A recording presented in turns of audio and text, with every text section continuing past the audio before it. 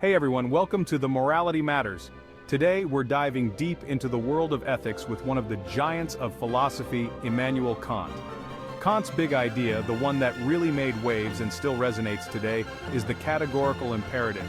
It's like a moral compass, guiding us to make choices that are universally right, not just right for us in that moment. So buckle up, get ready to engage those brain cells, because we're about to explore the categorical imperative and how it can help us navigate the complexities of being human. Alright, let's break down this whole categorical imperative thing. Kant believed that morality isn't about what we want or what benefits us, it's about what's objectively right, regardless of the situation. Think of it like this. A categorical imperative is a command that applies in every single case, no exceptions. For Kant, our reason, our ability to think logically, is what allows us to figure out these universal moral laws. And the categorical imperative is the ultimate test for whether our actions are actually moral.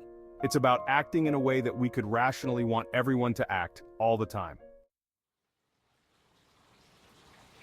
Now, Kant gave us a few different ways to understand the categorical imperative, but the one that really gets to the heart of it is this. Act only according to that maxim whereby you can at the same time will that it should become a universal law. Whoa, that's a mouthful, right? Let's break it down. A maxim is basically the principle behind your action, the underlying rule you're following. So Kant is saying before you do something, ask yourself, could I rationally want everyone to follow this same rule? If the answer is no, then the action is morally wrong. Let's say you're thinking about cheating on a test. Could you rationally want everyone in the world to cheat on every test? Of course not. It would undermine the whole system of education. See, the categorical imperative forces us to think beyond ourselves and consider the bigger picture. Chapter 3, The Power of Duty. Now, Kant was all about duty. He believed that our actions only have moral worth if they're done out of a sense of duty, out of respect for the moral law. True moral action comes from a place of obligation, from recognizing that it's our duty to act in accordance with the categorical imperative. Think of it like this.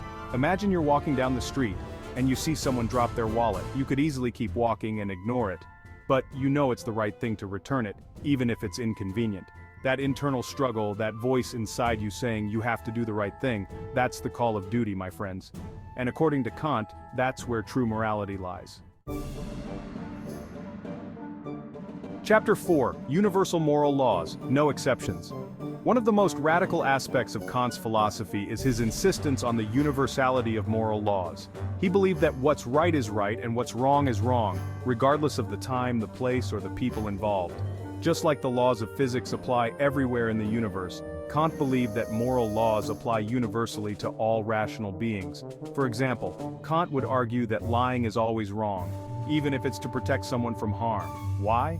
Because if everyone were allowed to lie whenever it was convenient, trust would completely break down, and society as we know it would crumble. This idea of universal moral laws can be tough to swallow, but for Kant, that's the price of living a truly moral life.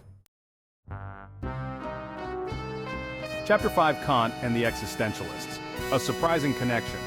Now you might be surprised to hear that Kant's ideas have some interesting parallels with existentialism, a philosophical movement that emphasizes individual freedom and responsibility. Wait, what? Kant, the guy all about universal rules, and existentialists who are all about individual choice, how does that work? Well, both Kant and the existentialists believe that we are free agents, capable of making our own choices. For Kant, this freedom is what makes us moral beings in the first place. We're not just robots following pre-programmed instructions. And for existentialists, this freedom means we have a responsibility to create our own meaning in a seemingly meaningless world. So there you have it, folks. A glimpse into the mind of Immanuel Kant and his groundbreaking categorical imperative. It's a philosophy that challenges us to think deeply about our actions, to consider the universal implications of our choices, and to live a life guided by duty and respect for the moral law. As you go about your day, I encourage you to reflect on Kant's ideas. Ask yourself, are your actions guided by what you could rationally will to be a universal law? Are you living up to your moral duty? Until next time, stay curious, stay compassionate, and keep those moral compasses pointing true north.